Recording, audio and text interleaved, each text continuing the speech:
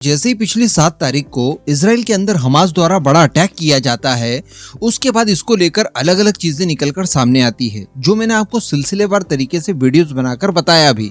जैसे कि ये जो 5000 रॉकेट से इसराइल के ऊपर अटैक हुआ था, इनको लेकर जो एक्सप्लोसिव था, ये संभवतः टर्की की तरफ से आया था, क्योंकि टर्की से गाजा की तरफ जाने वाले कई सारे ट्रक्स को इसराइल की सेना द्वारा बीच में पकड़ा भी गया था। और जब इनकी जांच की गई तो इनमें वो पदार्थ पाए गए जिनके जरिए एक्सप्लोसिव बनाया जाता है। इसके अतिरिक्त दोस्तों, जो सबसे बड़ा सवाल उठ रहा था वो ये उठ रहा था कि इन्होंने प्लानिंग कहां पर बैठकर की, किस तरह से की और इसे इम्प्लीमेंट कैसे किया गया। तो इस बात की जब चर्चाएं चली रही थी, उस दौरान एक खबर निकल कर आई और वो खबर मैंने आपको उसी समय वीडियो के माध्यम से दी भी थी। और वो खबर दरअसल ऐसी थी कि जो हमास का इस समय मौजूदा चीफ है, जिसका नाम इस्माइल हानिया है, वो हमले के दौरान यानी 7 तारीख को टर्की में मौजूद था। से ये बात जग जाहिर है कि जो हमास की टॉप लीडरशिप है वो अक्सर आपको कतार में मिलेगी। इनके घर वगैरह, इनकी फैमिलीज ये ज्यादातर कतर में रहना पसंद करते हैं, क्योंकि कतर इन सब चीजों के लिए इन्हें प्रॉपर संरक्षण मुहैया करवाता है। लेकिन दोस्तों, टर्की में भी हमास की कुछ लीडरशिप रहती है। और सबसे बड़ी बात कि जिस दिन ये अटैक हुआ था, उस दिन इस्माइल हानिया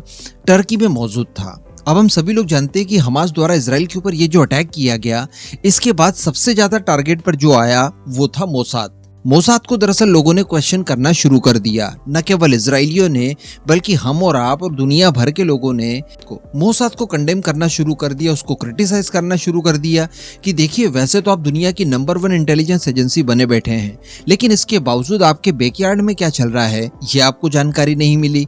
अगर आप समय रहते इन सब चीजों की इंटेलिजेंस हासिल कर लेते तो ये अटैक आप नाकाम कर सकते थे और कई सारे आम इजरायलियों की, जो कि इनोसेंट थे, उनकी जानें बच जाती। ये जो बाद में इन्हें बंधक बनाया गया, ये प्रॉब्लम खत्म हो जाती। जो युद्ध लड़ने में बिलियंस ऑफ डॉलर्स का खर्च हो रहा है ये बच जाता, दुनिया के अंदर तनाव होना बच जाता। लेकिन ये सारी चीजें आप परख ही नहीं पाए। दुनिया भर को आप इंटेलिजेंस प्रोवाइड कराते, लेकिन आपके बैकयार्ड में क्या चल रहा है ये आपको नहीं पता। इसके बाद दोस्तों, दरअसल इसराइल की गवर्नमेंट और उनकी सीक्रेट एजेंसी मोसाद, ये दोनों ही बैकफुट पर थी। अब इन्हें कुछ ऐसा करने की जरूरत है जिससे कि मोसाद के ऊपर जो लोगों का ट्रस्ट है वो दोबारा से एस्टेब्लिश हो। इसके लिए कुछ ही समय पहले मोसाद को बिल्कुल इसराइल की गवर्नमेंट द्वारा फ्री हैंड्स दे दिया गया। उन्हें कह दिया गया कि इस अटैक को लेकर आप जिस तरह से भी बदला ले सकते हैं, बदला लीजिए। और इस दौरान मोसाद की कसम आप सभी को याद ही है। इन्होंने कसम खाई है कि हमास की टॉप लीडरशिप जिस भी देश में छुपी हुई है, वहां घुसकर उनके ऊपर अटैक्स करके उन्हें न्यूट्रलाइज किया जाएगा। और इस तरह की चीजें पहले मोसाद कर चुका है। इवन इसी तरह के कामों की वजह से हम सभी लोग मोसाद को जानते हैं।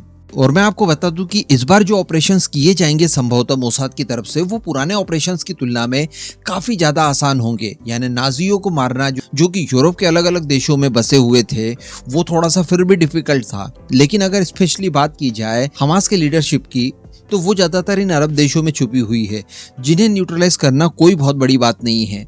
अब इन सब चीजों को लेकर इसराइल द्वारा प्लानिंग की ही जा रही थी कि इस दौरान टर्की की तरफ से एक बयान निकल कर आता है और टर्की द्वारा एक चेतावनी दी जाती है कि अगर इसराइल हमारे ऊपर किसी तरह का कोई हमला करता है तो हम भी रिटालिएट करेंगे और बदले में युद्ध लड़ेंगे। इसके पीछे का क्या कारण है? इसके पीछे का कारण वही है जो मैंने आपको उस दिन वीडियो में बताया था कि जिस दिन इसराइल के ऊपर अटैक किया जाता है, उस दिन हमास का चीफ टर्की के अंदर ही मौजूद था। और संभवतः जब मोसाद अपने टारगेट्स को चुन रही होगी, उन्हें न्यूट्रलाइज करने के लिए ऑपरेशंस चला रही होगी, उस दौरान उनकी एक डेस्टिनी टर्की के अंदर भी होगी। और उस दौरान अगर टर्की के अंदर हमास का चीफ मौजूद होता है या कोई दूसरा बड़ा लीडर मौजूद होता है, तो डेफिनेटली उसे टर्की के अंदर घुसकर ये लोग असासिनेट करने की कोशिश करेंगे ही करेंगे।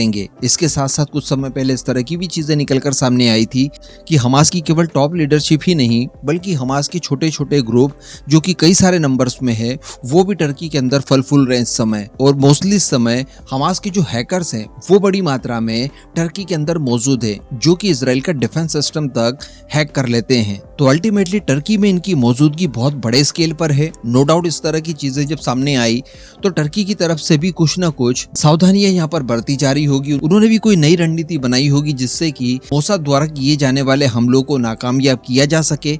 लेकिन मोसाद तो मोसाद है, अगर उन्हें किसी तरह की कोई इंटेलिजेंस मिलती है तो वो टर्की के अंदर घुसकर उसे पूरा करने में बिल्कुल भी झिझकेगी नहीं। और इसी बात का डर सता रहा है टर्की को, और टर्की द्वारा इस तरह की धमकियां दी जा रही है कि अगर हमारे यहाँ पर हमला होता है तो हम भी रिटालिएट करेंगे। जबकि हम सभी जानते हैं कि टर्की इस समय ऐसी परिस्थिति में नहीं है कि वो इजराइल के साथ डायरेक्टली किसी तरह का कोई कॉन्फ्लिक्ट स्टार्ट कर दे। लेकिन चूंकि टर्की द्वारा अब इस तरह की बयानबाजियां जो की जा रही है और जो रिटालिएट करने की बात कही जा रही है, इससे वो खुद एक्सपोज हो रहा है। इस समय यूरोप के अलग अलग देशों को इस बात की जानकारी मिल रही है, खुद टर्की उस पर मोहर लगा रहा है कि हमारे यहाँ हमास की लीडरशिप मौजूद है। तो यह बहुत बड़ी बात है और अल्टीमेटली टर्की के इस मूव से इजराइल को इन फ्यूचर फायदा होगा ही होगा। इस पूरे मुद्दे पर दोस्तों आपका क्या मानना है? क्या मोसाद द्वारा अलग अलग देशों में जाकर इस तरह के कावर्ड ऑपरेशंस चलाने चाहिए या फिर नहीं? नीचे कमेंट करके जरूर बताइएगा।